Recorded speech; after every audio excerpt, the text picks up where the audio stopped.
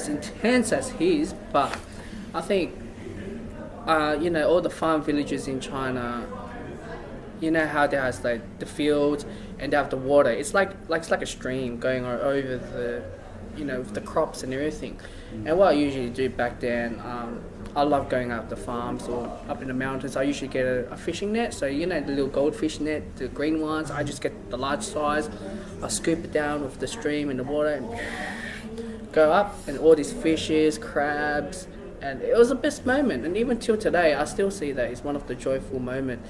But unfortunately in China, that kind of disappeared because of farmlands is turned to urban cities. And I do see that in Southeast Asia, but I think that was pretty good. You get muddy feet, enjoying. Sometimes you catch frogs, or even turtle if you're lucky enough.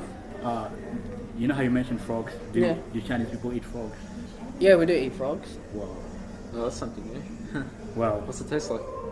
yeah. That'll be the next video. We'll talk about the next video. Because in my culture, like things such as frogs, they consider like disgusting food, so people don't attempt to eat them. Wow. That's why, that's something very interesting to see. Yeah, that, for example, that me, I don't difference. eat like seafood, I only eat like fish. That's pretty much what I eat. But frogs, wow. I don't know, that was a kid back then, but but I just catch frogs for fun and let them go. Yeah, but there's a difference. There's a fine line between the farm frogs and the wild frogs. So I don't trust what's going on in the wild. So yeah, Zamo, tell me about your Yeah, moments. what about you, man? Okay. Australia moment. You can't beat our moments, right? Of course. No way Actually, you can beat our own moments. Okay, so I don't know. Like, I used to hang out with my family a lot when I was a kid. We do that. We used to actually go up to the forest up in Mount Macedon. I'm not sure if you guys know where that is. Have you Yeah, seen I it? know. No, I don't know. Oh, there's a mountain, Mount Macedon. It's up north somewhere, near Broadmeadows, around there. It's a little bit further. It's up there. Yeah. So I used to go there with my grandparents and everything, and we used to have barbecues. Being as a kid, we used to bring little cousins over and just have a real good time. And when you're a kid, being in the forest as a kid, it's an insane experience because your brain just explodes because you have such a diverse imagination and such a diverse thought process as a kid in terms of seeing things outside of the norm. So I guess that's one of the best moments. So exploring the forest. I spend time with family more so than the forest, but the forest is added to that warmth, So it's like a family gathering forest. Mixture of that. That sounds so bland compared to ours. Yeah, it is, man, for sure. Yeah, but that's the whole video is about comparing to what's alike for different cultures compared to Australia.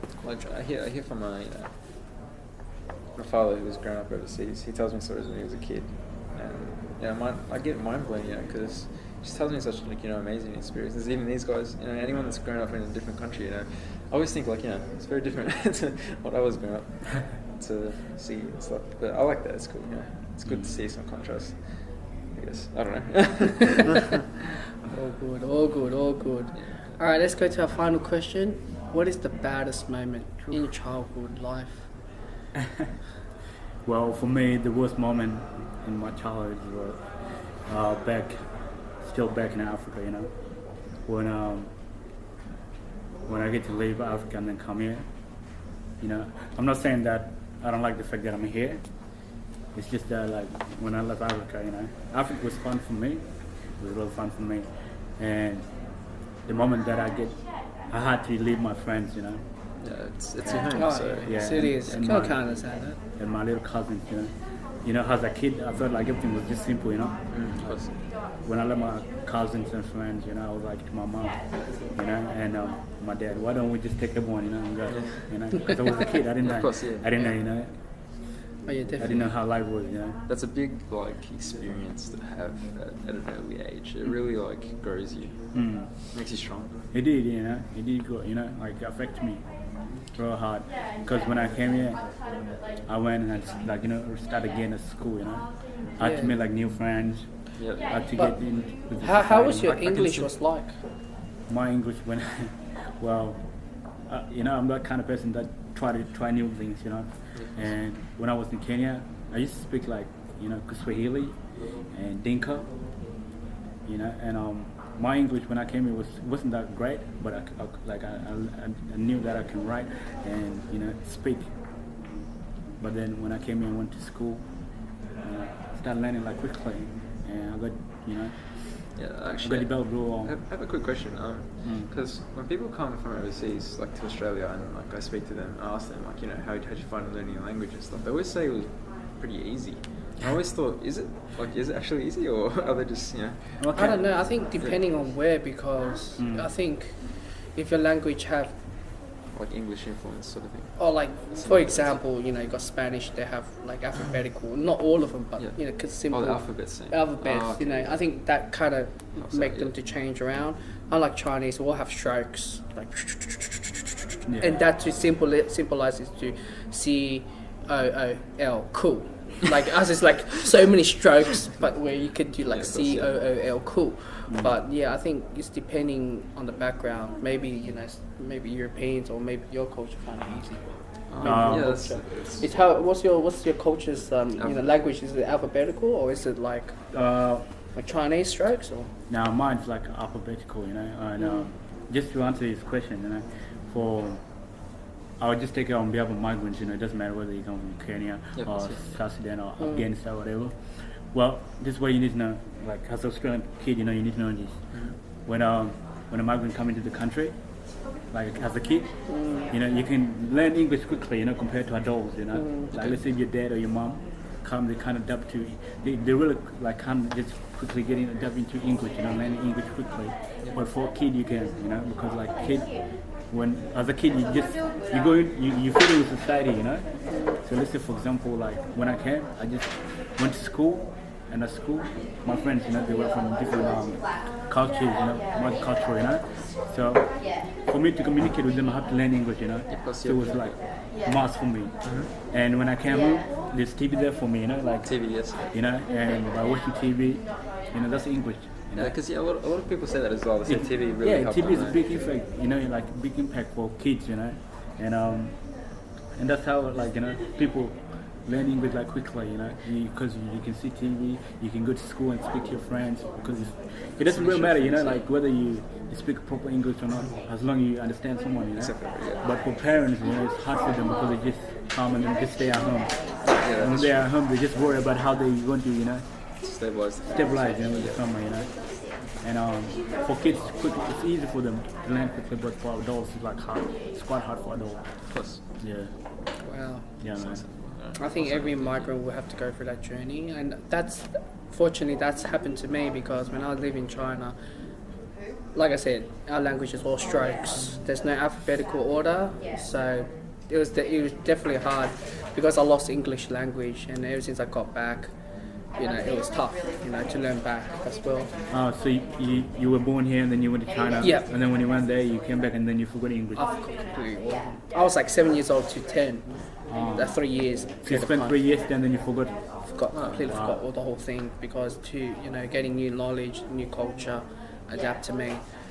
But I think the worst moment I ever go through in my childhood is probably like family divorce. How I've been chucked to just grandparents or go boarding school. But also even if I got back to Australia, like I pretty much never had the mother, looking after me. I always grew up with my father. So when I moved to Australia, I moved up to with my father, and it's difficult to understand certain things where these guys who has like mother loves, or I actually wanted a mother figure, and it was hard. Some of the things I can't cope. But even to today, I still don't know how to talk to girls because you have a father. Your father talk about, oh, you do this, you do that, you drink, you do this. But these guys, they have like I'm pretty sure their mother guided him like, oh, this is how you talk to them, or this and that. Like even for me, it's even tough. Like back then when I had like girls in our group or my friends, I try to hit on them or try to tease them, not knowing how to communicate with them. But eventually, we end up as the hate because I don't know how to communicate. I thought that's the way because I thought guys were players, teasing, get their numbers. Yeah. You know what Well, Put you on the spot now. you did. Well, things like that, like talking to girls or it's just like how you communicate with people, you know, like you know, when you think of a person, you know, you just talk to them as a person, you know, like a general person. Yeah, but I find it, you know, you don't like a have to boy's cla- way, you know. Yeah, you don't have to classify them as girls, boys, you know. Yeah, you just talk to them as a person, as a human being, you know. And then there you guys can have like interests, you know, like personal interests, and then from there you guys can connect. That's something that you just gotta have, you know. I had a good question there. Did you learn from experience? Like, did your experiences with females, did it help change you a little bit? Like, you understand what I mean? Like, did it develop your skills? Yeah, like now. Are you better? Yeah, That's what I'm trying. Like even now, I still don't know. To be honest, sometimes when I'm with a girl right next to me, I felt like attraction, but I don't know how do I deal with it. Okay. And you know, brought up with your father, they don't never teach you about this. They always tell you like, oh, you go there, have a one night stand, and that's it. But I actually want a relationship. Really? Your dad used to tell you that. That said that to you. Yeah, yeah, Okay, that's strange. yeah. I got an awesome dad. I don't know why he's Yeah, been that's like relaxed, that. yeah. Yeah. Yeah, but Oh, like, sorry, okay, I guess. Well, my dad used to tell me, you know, when you see a girl, a beautiful person, you know, you just gotta be yourself, you know. Don't think of them as, you know, as higher than you know. Yeah. You gotta have your standards, you know. Just know your worth, you know, like what are you worth, you know. So when I used to see a girl, whether she's hot, whether she's beautiful, you know. you can go up closer to the camera. You can describe the girl. It's alright. Yeah, whether she's beautiful or not, I just talk to them, you know. I just be me, be myself, you know. Because like, you know, as people, you know, you can have like in your life, you know, there's something that positive about you and something negative about you. Yeah, know? it definitely is. But what I just do, you know, I just try to connect with them, you know. If they don't like me personally, I will not change for them, you know. Yeah, of course, yeah. If they like me, then that's it was meant to be. Because everything happened for a reason, you know. And that's pretty much. What I Well, do. well, it's not. I don't want to come up to show you guys that I can't talk to girls. I can't. It actually affects all around my area, not only just communicating with people. Sometimes I don't know how to be courtesy or how do I learn how to do like politeness, like things like that. It really bite me in the Courtesy. ass. Or courtesy. Yeah, I don't know. I don't know any of that. I thought like treating people like bad, and that's what everyone is because that's how my environment. I grew up in a really rough stage, and I see all that sort of stuff right in front of me. I thought it's alright to do the same thing with girls because how I brought up.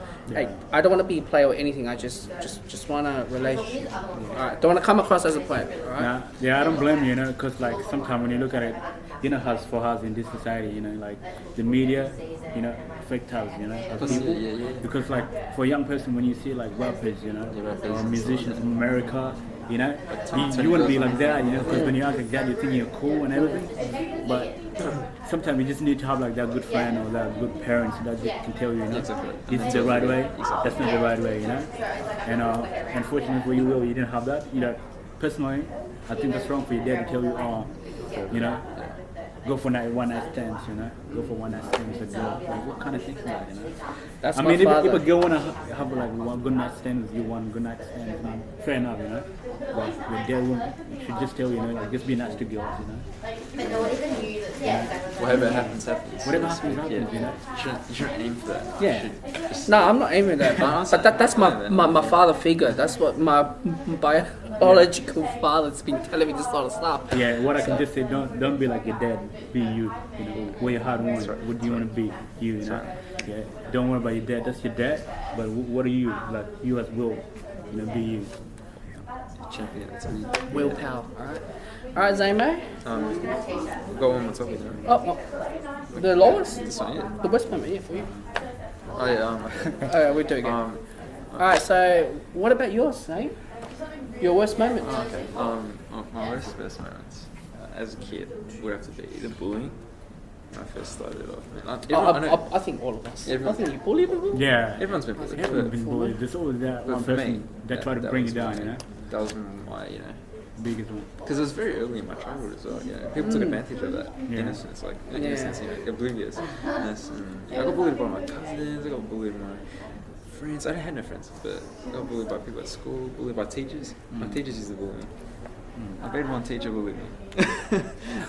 So yeah, I copped it pretty good. Yeah, man, bully is a big thing In Australia. in Australia, Yeah. not just in Australia, but globally, Clearly, man. Yeah, and people that bully, if you're a bully, there's no point of that. Why would you try to bring somebody down? The thing with bullies in Australia, I'm not sure if this is like overseas. I'm not sure, so I'm gonna act like I know, but I'm just saying. Like, I'm pretty sure whatever. overseas, places like America, it's overseas, Yeah. and I'm pretty sure it's huge there. I think worldwide. Oh no, what I was bullying. gonna say, sorry, is